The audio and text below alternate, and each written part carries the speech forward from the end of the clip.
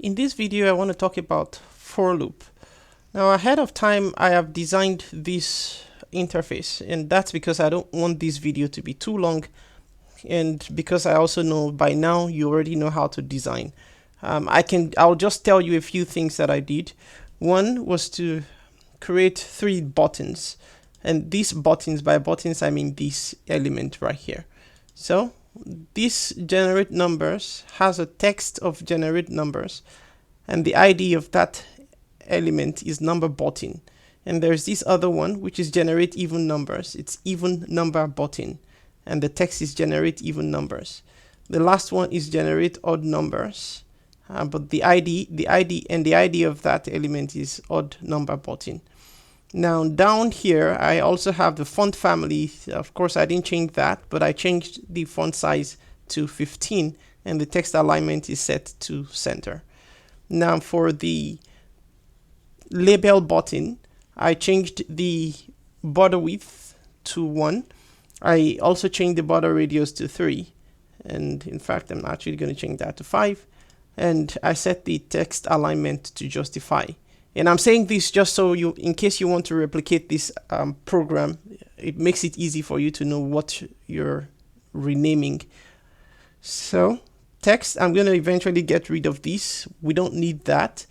And the ID of that label is output label. Okay, so now that I've shown you everything I did here, and the screen is home screen. Now that I've shown you everything, let's head over to the coding part of it. Now, the idea behind this is I want to click on this button and generate numbers from 1 to 20.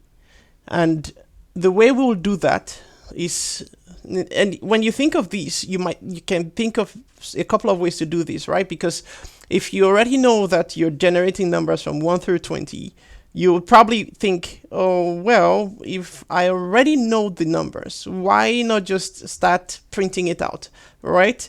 So you probably want to say, well, I want to set the text of that label.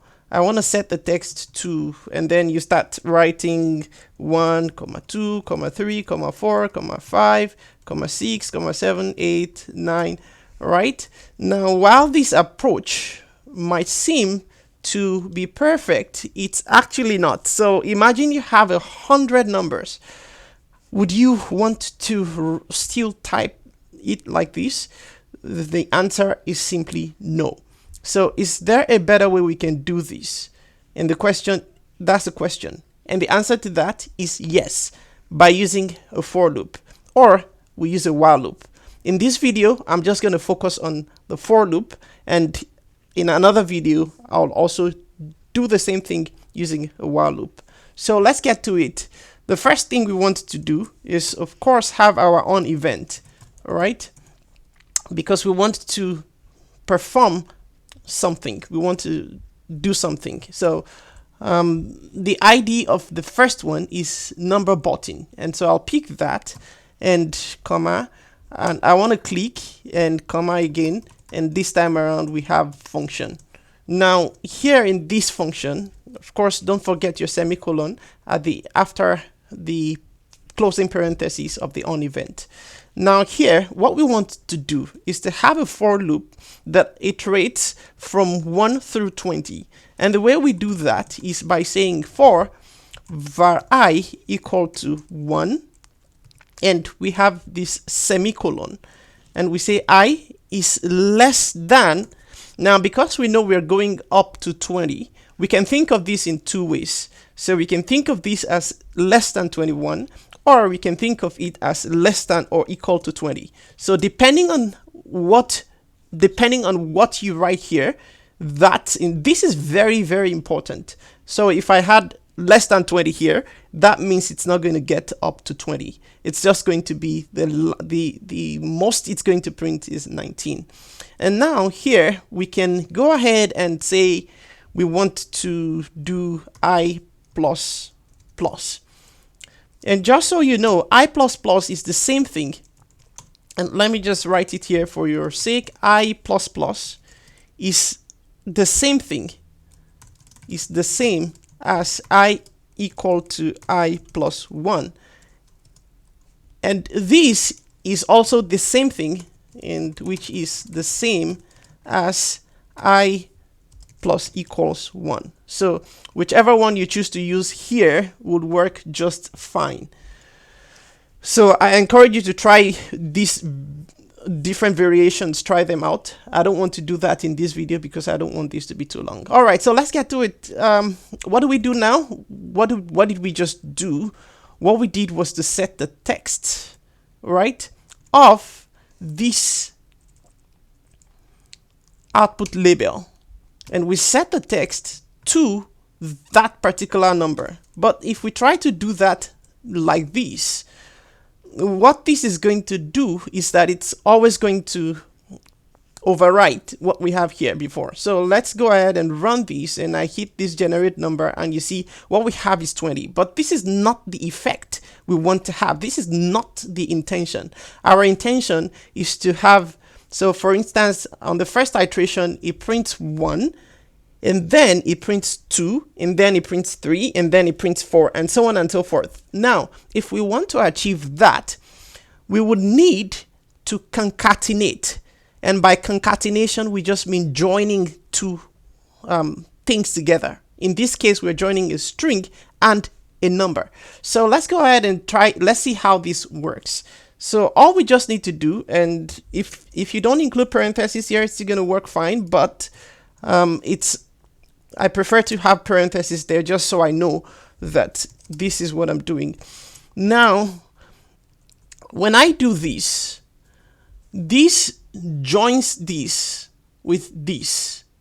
And so now it's more like saying each time you print this, join this with a space. And so let's see if we go ahead and run this and we say generate number, we still see this. Right? Again, this is not the intention. This is not what we have in mind. So how can we really make this work? And this brings us to this thing here. So what if we create a variable that keeps track of these values? So let's go ahead and have this variable here called output, and let's set that to an empty string. And that's going to be the starting point, right? Now we would also want to move this set text out of this for loop, because each time we set that text, what we're saying is that, well, for each time you run this, we want to set the text to whatever it is in this box. So, and that's not what we wanted to do. So let's move that set text outside the for loop, because we only want to set the text once we're done with the iteration. So here within this place, we want to say output equal to output. That's whatever the output is before. We want to concatenate that with this I here. And after that, we want to add a space in between. And now we can have comma, semicolon right there. So this is just more like saying, okay, there's nothing here before, right? And concatenate that with whatever comes here, which will be in the first iteration is going to be 1, right? Because the value of I is 1, right? And then it also concatenates that with a space. So we should see a space in between our result. Now in the output label, all we want to simply print out is just the output. And if we go ahead and run this, let's see if this works correctly. And we run this, and now you see we have 1, 2, 3, all the way to 20. And now the beauty of this is that if we want to have 100 now, it's easy for us because we can just, type 100 here. And we go ahead and reset and rerun and generate, and now we see 100, right? 1 through 100. And now you can see why this is more efficient. All right, enough of talk. Let's get to how can we generate these even numbers. Now it's very much similar, and just with a little bit of modification. And so I'm just going to copy this same code right here. Just in the interest of time, I'm going to reset this program, head to the design just so I can see what this is, even number button. And we'll get back here, and I would have on event. On even number button. Now for even number button, we want to also click and we'll have a function right there. Of course, don't forget the semicolon. And here, I'm just going to paste the code I just copied. Now, even numbers, we know start from 2. So let's start here at 2. And we're working all the way through to, I think we printed from 1 to 10, but let's just, from 1 to 20. So let's still print from 1 to 20. However, this is where it becomes different.